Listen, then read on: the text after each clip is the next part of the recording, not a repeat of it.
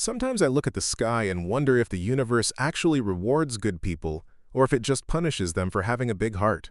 Is it possible to bleed yourself dry so that others can thrive, only for those same people to step on your grave?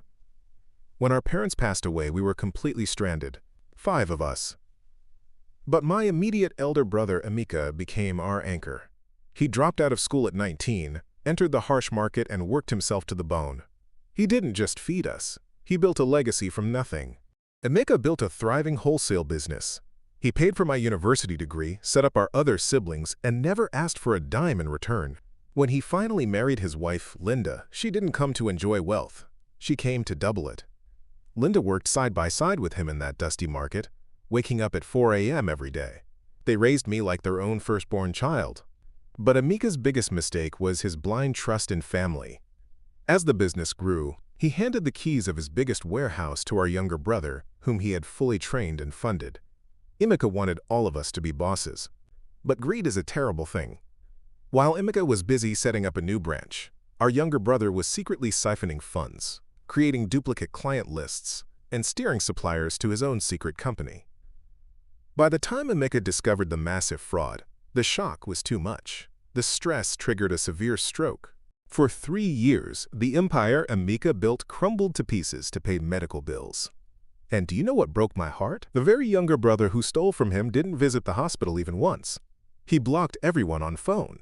He used Emeka's stolen sweat to buy cars and build a mansion, while the man who gave him a life was paralyzed on a hospital bed.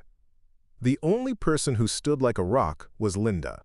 She sold her gold, her land, and eventually started selling pure water on the streets just to buy his monthly injections. I watched a queen become a beggar just to keep her husband breathing. I gave every single kobo from my salary, but it wasn't enough.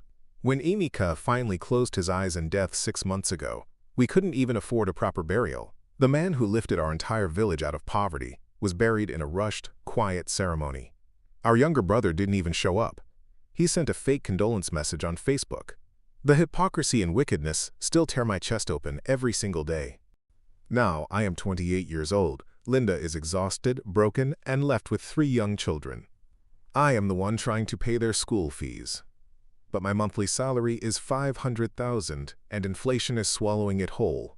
But last month, a massive door opened for me. I received a fully funded corporate scholarship and a job offer in Canada. I am scheduled to leave this December. But I am trapped in a painful dilemma. If I go to Canada, I can send money back monthly, but it will take at least 2 to 3 years before I stabilize enough to pull them out of poverty. Meanwhile, Linda is drowning now, and the kids might drop out of school next term.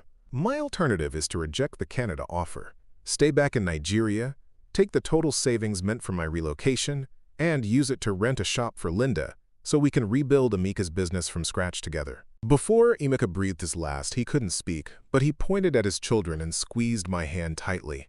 I know what he was asking me. I promised him I would protect them. But I am torn. Do I sacrifice my lifetime dream of relocating abroad to rebuild his business here for his widow? Or do I leave for Canada, chase my future, and pray they survive the hunger until I can send help? If you were in my shoes right now, what is the right thing to do?